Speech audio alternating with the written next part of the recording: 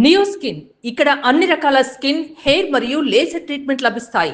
మీ appointment కోసం వెంటనే call చేయండి. నమస్తే, నేను విజయ్. ప్రస్తుతం అమెరికా అధ్యక్షుడు డొనాల్డ్ ట్రంప్ 5 రోజుల పాటు యుద్ధానికి విరామాన్ని ప్రకటిస్తున్నట్టుగా ఆయన చెప్పారు. నిజంగా ఇప్పుడు అమెరికా అదే ఆలోచన చేస్తుందా, లేదంటే కాస్త వ్యూహాత్మకంగా ఆగి ఇప్పుడు ఇరాన్ని తీవ్ర స్థాయిలో దెబ్బ కొట్టడానికే ఈ పన్నాగాన్ని పనింది? నిజంగా ట్రంప్ చెప్పినటువంటి మాటలు ఎంతవరకు నిజం, ఎంతవరకు నమ్మాలి?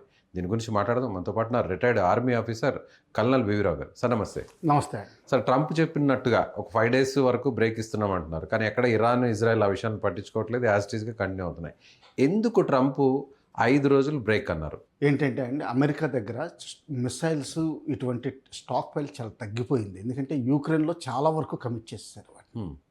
దాని తర్వాత మధ్యలో ప్రొడక్షన్ తగ్గించేశారు.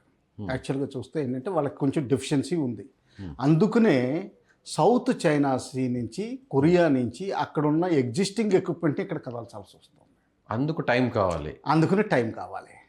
తర్వాత 82 ఎయిర్ బోర్న్ డివిజన్ని ల్యాండ్ చేస్తున్నారు. ఎందుకంటే దానికంటే ఫాస్టెస్ట్ మూవ్మెంట్ చేయలేరు. దానిలో ఒక బ్రిగేడ్ని మూవ్ చేస్తున్నారు. అంటే 2 బ్రిగేడ్ల స్ట్రెంత్, ఒక మెరీన్స్ 82 ఎయిర్ బోర్న్ డివిజన్లో ఒక ఎయిర్ బ్రిగేడ్. ఏంటి సార్ బ్రిగేడ్ అంటే? అంటే ఇప్పుడు మామూలుగా ఇప్పుడు మన ఇన్ఫెంట్రీ బెటాలియన్స్ ఉన్నాయండి. ఇప్పుడు ఎంతమంది ఉంటారు అందులో? దాదాపు 3000 మంది ఉంటారండి. 3500 లెక్క పెట్టుకోండి. దాన్ని ఇంటిగ్రేటెడ్ గ్రూప్ చేస్తే, అంటే ఇంకా ఇండిపెండెంట్గా ఆపరేషన్ చేయాలంటే ఇంకొంత కలపాల్సి వస్తుంది. అంటే ఇంకొక 600 కలుపుతారు. అంటే దాదాపు 4000 మంది వరకు వెళ్ళచ్చు. ఈ 4000 మంది దాన్ని ఒక బ్రిగేడ్ గ్రూప్ అంటారు. ఇండిపెండెంట్గా ఒక వారం రోజులు ఆపరేట్ చేయగలదు. అదే బెటాలియన్ అయితే 3 రోజుల వరకు చేయగలదు మన ఇండియాలో అయితే. అంటే 72 గంటలు మీరు ఏం సహాయం చేయకపోయినా వాళ్ళు సర్వైవ్ అయిపోతారు. ఎలాంటి అవాంతరాలు, వాటర్ కానీ ఫుడ్ కానీ ఏది లేకపోయినా కానీ, అంటే వాటర్ అంటే ఫిజికల్గా పెట్టుకోరు, కానీ వాళ్ళు బతకగలిగే స్థితిలో ఉంటారు. దాని తర్వాత వాళ్ళకి సపోర్ట్ కావాల్సి వస్తుంది. అలాగే ఒక బ్రిగేడ్ గ్రూప్ అయితే దాదాపు 7 రోజులు, ఒక డివిజన్ గ్రూప్ అయితే దాదాపు 9 రోజులు, ఇంకా కోర్ ఇదైతే దాదాపు 12 రోజులు. దాని తర్వాత ఇంకా వదిలేయాల్సి వస్తుంది. అన్ని రోజులు వాళ్ళకి కావాల్సిన వెపన్స్, మెటీరియల్స్ సపోర్టింగ్ వాళ్ళ దగ్గరే ఉంటాయి. అది లేకపోతే ఇమీడియట్ విసినిటీలో ఉంటాయి. గుర్తుపెట్టి. సో అందుకోసమే. సో ఇప్పుడు సెకండ్ థింగ్ ఏంటంటే, ఇజ్రాయెల్కి ఏంటంటే మనుగడకి ఏంటి, హమాస్ లొంగిపోవాలి, హిజ్బుల్లా లొంగిపోవాలి, హౌతీస్ లొంగిపోవాలి. వీళ్ళు ముగ్గురికి సపోర్ట్ చేస్తున్న ఇరాన్ గవర్నమెంట్ లొంగిపోవాలి. గవర్నమెంట్ మారిపోతే వాళ్ళ పని జరిగినట్టే, జీరో అయినట్టే. అదే థ్రెట్ జీరో అయిపోయినట్టే. సో ఇరాన్ ఆ విధంగా ఆలోచిస్తుంది. అందుకనే పొరపాటుని ఎనర్జీ సెక్టర్ని డ్యామేజ్ చేయడం జరిగింది ఇజ్రాయెల్ వాళ్ళు. అమెరికాకి అది నిజంగా ఇష్టం లేదు. ఎందుకంటే ప్రపంచంలో కోఆపరేషన్కి అమెరికాకి తగ్గిపోయింది. యూరోపియన్ యూనియన్, నాటో కంట్రీస్ హెల్ప్కి రాలేదు. కేవలం ఆ చెంచా గవర్నమెంట్, బ్రిటిష్ గవర్నమెంట్ ఒక డిస్ట్రాయర్ని, ఒక సబ్మెరీన్ని, 2 పంపించింది అంతే. ఇంకా అంతకంటే ఏమీ లేదు. ఇది చాలా, అందుకని చెప్పి శాంతికి ఈయన తయారుగా ఉన్నారు. అయితే నాకు దానికి హార్ముజ్ జలసంధి ఓపెన్ చేయకుండా అది శాంతి సాధించినట్టు లెక్క కాదు. అయితే ఇరాన్ మాత్రం వీళ్ళు 15 పాయింట్లు డిమాండ్స్ పెట్టారు. అంటే చర్చలకు దిగాలంటే మా పాయింట్స్ అనేది. అందులో బేసికల్లీ సమరైజ్ చేస్తే 4 పాయింట్లు వస్తాయి. హార్ముజ్ జలసంధి ఓపెన్ చేయాలి, మీరు అణుబాంబులు తయారు చేయకూడదు, ఇజ్రాయెల్కి ఎగ్నెస్ట్గా హిజ్బుల్లాని, హౌతీస్ని ఆర్మింగ్, ట్రైనింగ్ ఇటువంటివి చేయకూడదు, మీరు డెవలప్మెంట్ చేసుకోండి, పీస్ఫుల్ చేసుకోండి, మాకేం పర్వాలేదు, యుఎన్ కరెన్సీని మాకు ఎదురుగా పెట్టద్దు. అంటే ఇది చెప్పలేదు కానీ అంటున్నారు, రాయనిది ఇది. ఈ 4 బేసికలీ అమెరికన్ డిమాండ్స్. ట్రేడింగ్ అంతా కూడా డాలర్ మీద జరగాలి. అదే అది అంటలేదు కానీ మామూలుగా అంటే ఇన్బిల్ట్ అనమాట అండి ఓ పాయింట్లో. సో ఈ విధంగా 15 పాయింట్లకి సమరీ 4 పాయింట్లు. ఇరాన్ ఏముంటుంది, 3 పాయింట్లు చెప్తుంది, 3 R'లు అంటాను. అంటే ఏంటంటే ఫస్ట్ థింగ్, గల్ఫ్లోంచి అమెరికన్ స్థావరాలన్నీ తీసేయాలి. దానివల్ల ఏంటంటే మా మీద యుద్ధం వచ్చే అవకాశాలు మాకు ముందర తెలిసిపోద్ది, అంటే మేము తయారుగా ఉంటాం. సెకండ్ థింగ్, మా దేశానికి ఉన్న హక్కులన్నీ మేము చేకూర్చుకోవాలి. అందులో హార్ముజ్ జలసంధిలో మేము ఇప్పుడు ట్యాక్స్ కలెక్ట్ చేసుకుంటాం. కోట్ల రూపాయలు కట్టించాలని అంటున్నారు. ఇప్పుడు ఒక బ్యారెల్కి $1 తీసుకున్నా కానీ రోజుకి కనీసం $20 మిలియన్ బ్యారెల్స్, $40 మిలియన్ బ్యారెల్స్ జరుగుతుంది. అక్కడి నుంచి అన్ని డాలర్స్ వస్తాయి. సో వాళ్ళకి రెగ్యులర్ ఇన్కమ్ ఉంటుంది ఐఆర్జీసీకి. మూడవది ఏంటంటే రెపరేషన్స్. అంటే వీళ్ళు ఎంత డ్యామేజ్ అయిందో, తర్వాత ఇరాన్ మీద ఆంక్షలు విధించిన తర్వాత వాళ్ళకి ఎకానమీ ఎంత డ్యామేజ్ అయిందో అంత ఫైనాన్షియల్గా ఎయిడ్ కింద ఇవ్వాలి. వాళ్ళే ఇవ్వాలి. అమెరికన్, ఇజ్రాయెల్ మొత్తం మీద సపోర్ట్ చేయాలి. అయితే ఇది బహుశా థర్డ్ది పాయింట్ మాత్రం ఎట్టి పరిస్థితుల్లోనూ ఎవరని తెలుసును, కానీ ఇది ఏంటంటే నెగోషియేషన్ టైంలో కొంచెం ఎత్తుగా డిమాండ్ రైజ్ చేయాలి కాబట్టి డిమాండ్ రైజ్ చేస్తే కొంచెం మిగతా వాటికి మిగతా వాటికి ఒప్పుకున్నట్టే అవుతుంది. ఐఆర్జీసీ స్ట్రాంగ్గానే ఉంది, ఇరానియన్ గవర్నమెంట్ స్ట్రాంగ్గానే ఉంది, అమెరికన్ గవర్నమెంట్ కొంచెం వికెట్ డౌన్ అవుతుంది, కానీ హార్ముజ్ జలసంధి ఓపెన్ చేయకుండా వార్ క్లోజ్ చేయలేదు. సో దానికి ఏంటంటే ఒకవేళ ఇరాన్ ఒప్పుకుంటే సరే, లేకపోతే అప్పుడు మిలిటరీని వాడడానికి తయారుగా ఉంది. ఇప్పుడు మిలిటరీ ఫోర్సెస్ని ఇంకా ఇరాక్ ల్యాండ్ మీద దింపే అవకాశం ఉంది, ఇరాన్ ల్యాండ్ మీద. ఎస్, ఇరాన్ మీద దింపే అవకాశం లేదు. ఎయిర్ బోర్న్ ఆపరేషన్ అంటున్నారు. కర్గ్ ఐలాండ్ క్యాప్చర్ చేసుకునే కర్గ్ ఐలాండ్ క్యాప్చర్ చేయడానికి మెరీన్స్ని వాడతారు, ఎయిర్ బోర్న్ చేయరు. ఎందుకంటే చాలా దగ్గరలో ఉంది అది. ఇరాన్ కేవలం 25 నేవల్ క్రూనే వెళ్తుంది, నేవల్ షిప్స్ ద్వారా వెళ్తారు. దానికి ముందర హార్ముజ్ జలసంధిని ఓపెన్ చేయాలి. అంటే ఎట్టి పరిస్థితుల్లో హార్ముజ్ జలసంధిని ఓపెన్ చేయాలి. అది చేసేంత వరకు ఇంకా ప్రసక్తి లేదు. సో బహుశా 2-3 వారాలు జరిగే అవకాశం ఉంది. ఇంకా ఈ 5 రోజులు అన్నారు, 3 రోజు అయిపోతుంది, ఇంకో 2 రోజులు ఉంది. కానీ చాలా సీరియస్గా ఉండబోతుంది. 5 days తర్వాత చాలా ఇంపాక్ట్ ఎక్కువ ఉంటుంది. మీరు అన్నట్టుగా వాళ్ళ మౌలిక సదుపాయాలను కూడా డ్యామేజ్ చేసే అవకాశం కూడా ఉంటుంది అని అంటున్నారు. నిజంగా ఆ పరిస్థితి ఉంటుందా? అందుకు ఇరాన్ కూడా అవసరం అదే కానీ జరిగితే, మా పవర్ ప్లాంట్స్ మీద కానీ అటాక్ చేస్తే మేము డీసాల్టేషన్ ప్లాంట్ మీద కూడా మేము అటాక్ చేస్తామని చెప్తాం. అదే వాళ్ళు కౌంటర్ చేయడానికి తయారుగా ఉన్నారు. వాళ్ళ దగ్గర ఉన్న మిసైల్స్ బాగున్నాయి, లాంచర్స్ ఇంకా దాదాపు 60% డ్యామేజ్ అయిపోయినా కానీ ఇంకా 40% లాంచర్స్ ఇంకా మిగిలే ఉన్నాయి. మిసైల్స్ ని లాంచ్ చేయడానికి ఇంకా ఉన్నాయి. మిసైల్స్ కూడా ఉన్నాయి. చైనా హెల్ప్ చేస్తుంది. యాక్చువల్గా ఈ యుద్ధంలో చూస్తే ఏంటంటే మెయిన్ గైనర్ ఇజ్రాయెల్, అమెరికా కాదు, చైనా అమ్ముకుంటుంది, హెల్ప్ చేస్తుంది. డైరెక్ట్గా పార్టిసిపేషన్ లేదు.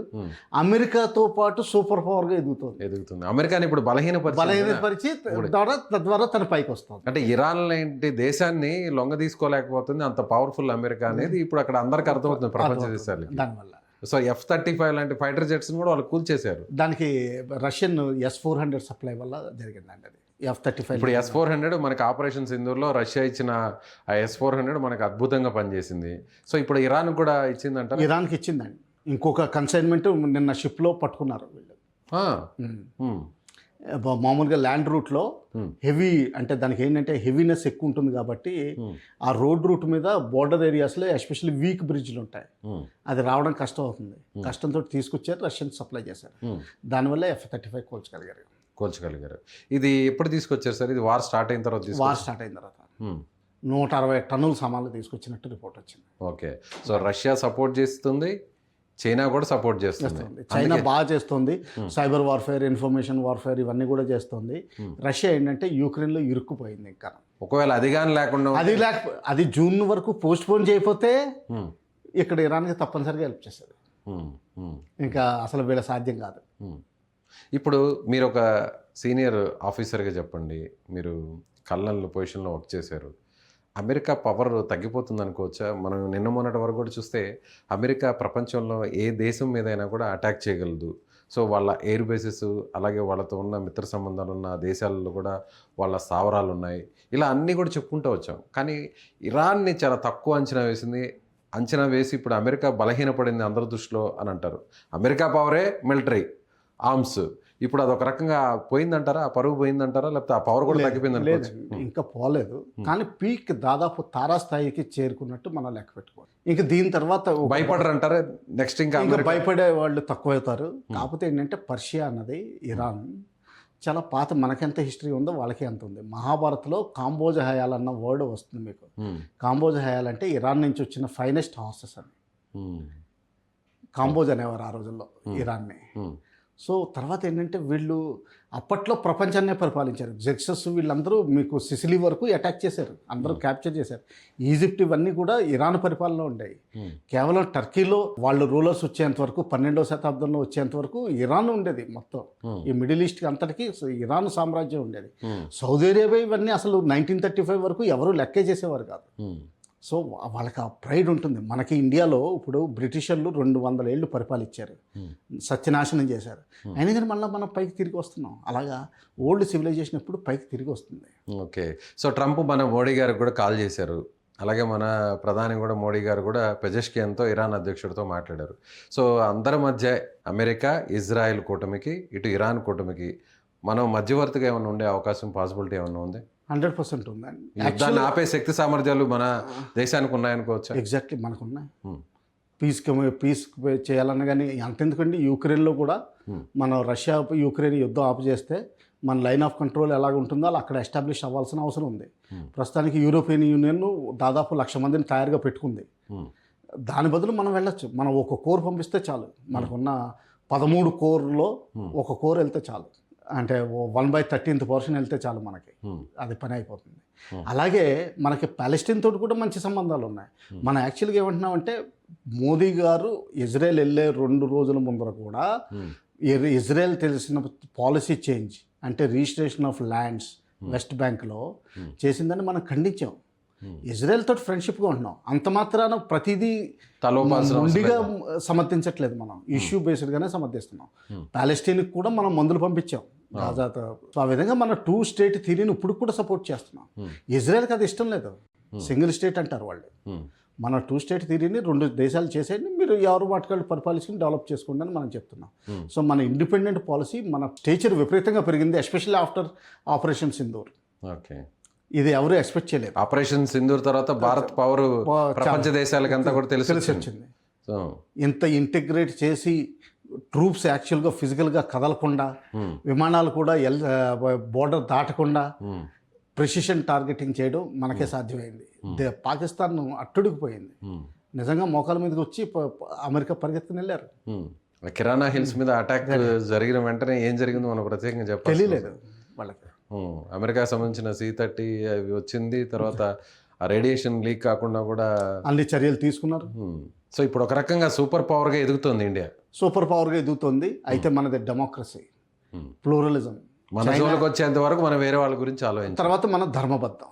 ప్రపంచంలో శాంతియుతమైన మతాలు 3 చూస్తే హిందూయిజం, జైనిజం, బుద్ధిజం అన్నీ మన దేశంలోనే పుట్టినాయి, ఇంకెక్కడ లేదు. చైనా ఫాస్ట్ గ్రోత్ ఎందుకు అవుతుందంటే వాళ్ళది కమ్యూనిస్ట్ దేశం. డబ్బులున్నా లేకపోయినా ఖర్చు పెట్టేస్తారు, ప్రింట్ చేసుకుంటారు, ఖర్చు పెట్టేస్తారు. సెకండ్ థింగ్, కమ్యూనిస్ట్ దేశం కాబట్టి ఆర్డర్ ఇచ్చిన రోజుని ఎవడు మాట్లాడు, చేసిన పని చేసుకుపోతారు. మన ఇండియా డెమోక్రసీ, వేరు వేరు స్టేట్ గవర్నమెంట్, ఫెడరల్ గవర్నమెంట్, తర్వాత ఎలక్షన్ పాలిటిక్స్ ఫ్రీడమ్ ఎక్కువ ఉంటుంది. మీ ప్రెస్ ఫ్రీడమ్ కూడా ఎక్కువ ఉంటుంది. వాక్ స్వాతంత్రం అందరికీ ఉంటుంది. అదే చైనాలో వాక్ స్వాతంత్రం లేదు కదా. లేదు. Right sir, thank you sir, thank you so much.